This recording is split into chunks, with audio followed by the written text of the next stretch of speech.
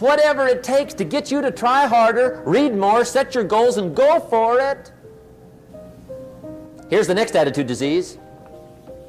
Overcaution. Some people never will have much. They're too cautious. Now, you can also be too reckless, but you can also be too cautious. This is called the timid approach to life. And my caution was always the risk. Risk used to drive me right up the wall. I used to say, what if this happens? It's called the language of the poor. What if this happens? And on top of that, if this was to happen, look at the fix I'd be in. I better not try. I could always ace myself out. Then I'll tell you what changed my whole life when I finally discovered it's all risky. The minute you were born, it got risky. If you think trying is risky, wait till they hand you the bill for not trying. If you think investing is risky, wait till you get the tab for not investing. See, it's all risky. Getting married is risky. Having children is risky. Going into business is risky. Investing your money is risky. It's all risky. I'll tell you how risky life is. You're not going to get out alive. That's risky. The Englishman says, well, if that's the way it's going to work out, let's give it a go. Right, that's what it's for. Give it a go. Somebody says, yeah, but I'm looking for safety and security. Fine, then huddle in a corner. We'll cover you with a sheet, bring you 3 meals a day. And we'll protect you, feed you, look after you, care for you. We won't let anything happen to you, and you'll probably live to be 100. The guy said, well, yeah, I'd live to be 100. But what a way to live. Right. What a way to live, safe and secure. Don't ask for security. Ask for adventure. Better to live 30 years full of adventure than 100 years safe in the corner. And see, it's not important how long you live. What's important is how you live.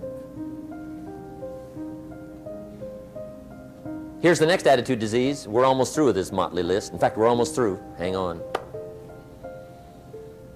The next one is pessimism. Pessimism, the deadly disease of always looking on the bad side, the problem side, the difficult side, checking all the reasons why it can't be done. The poor pessimist leads an ugly life.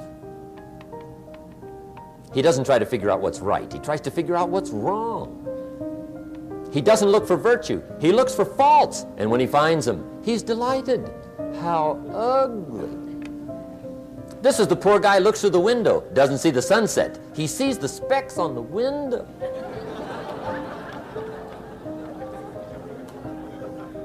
And this is the poor guy, right, who rushes up, takes such leave of his senses. This guy rushes up and he says, I've got 5 good reasons why it won't work. He's so dumb he doesn't know all you need's 1. He's got 5.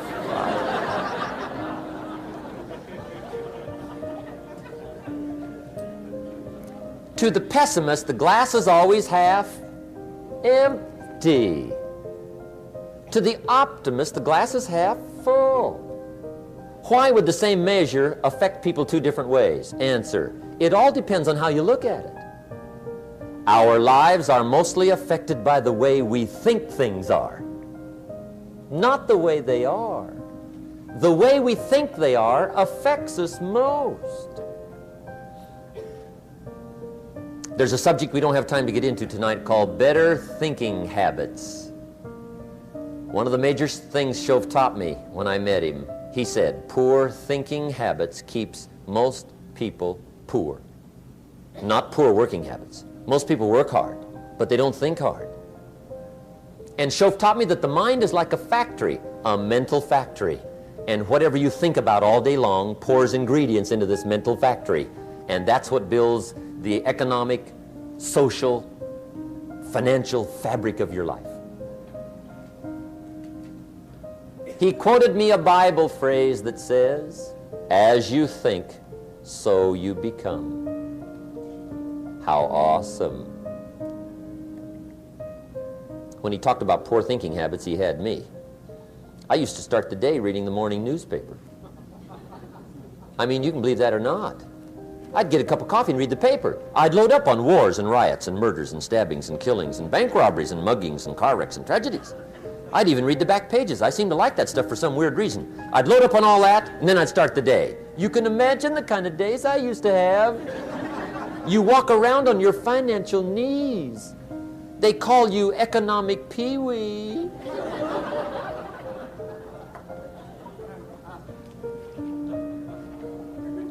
The guy says, I want to be a great leader.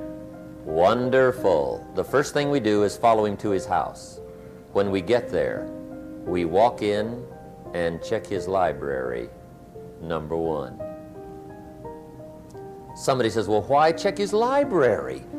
The reason is because what a man reads pours massive ingredients into his mental factory, and the fabric of his life is built from those ingredients. You would not believe what some people have got in their house to read. You would not believe. One of the best dressed up words I know for a lot of it is trash. Can you imagine dumping a barrel of trash into this mental factory every day and coming out with a rich, dynamic, positive life? It can't be done. You might as well try making a cake with cement.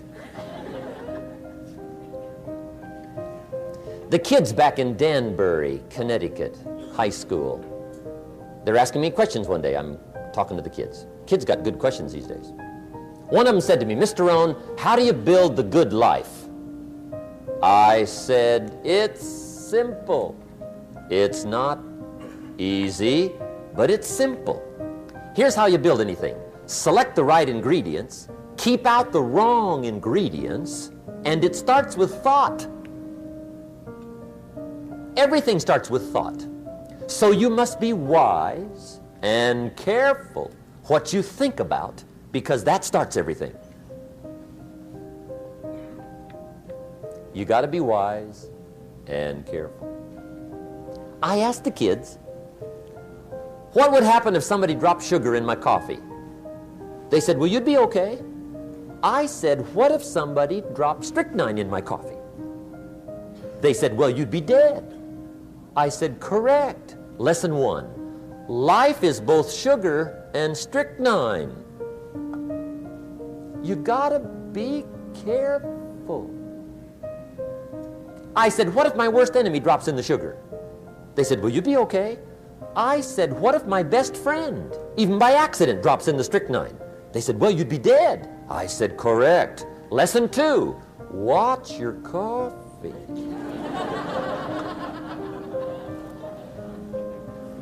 You got to be careful. See, it doesn't matter who hands you the bad stuff.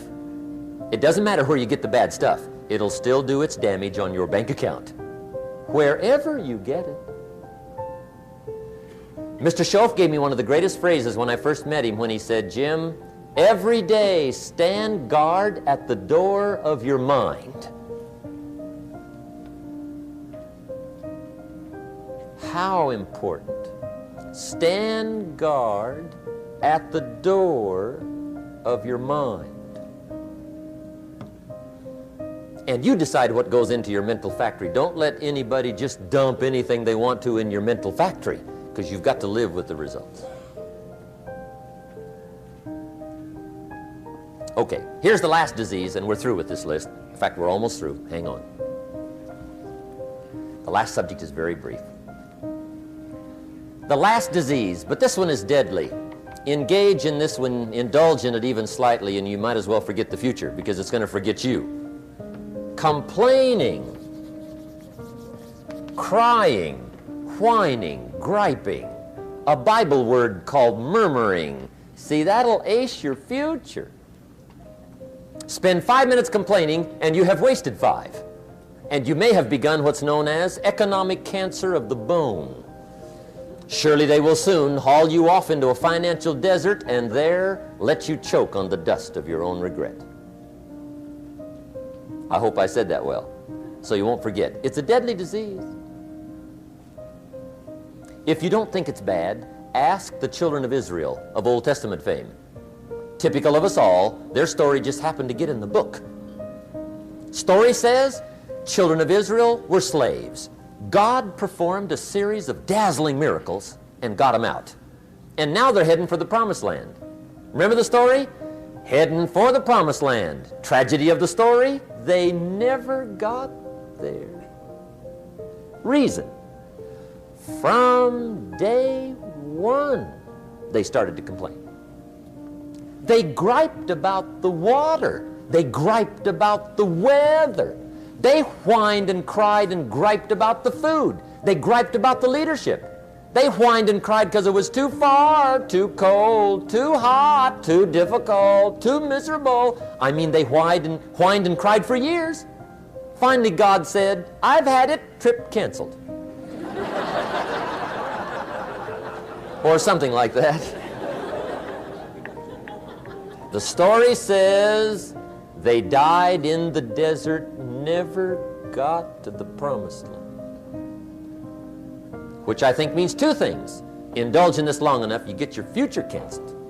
And I guess it also means even God himself can only take so much.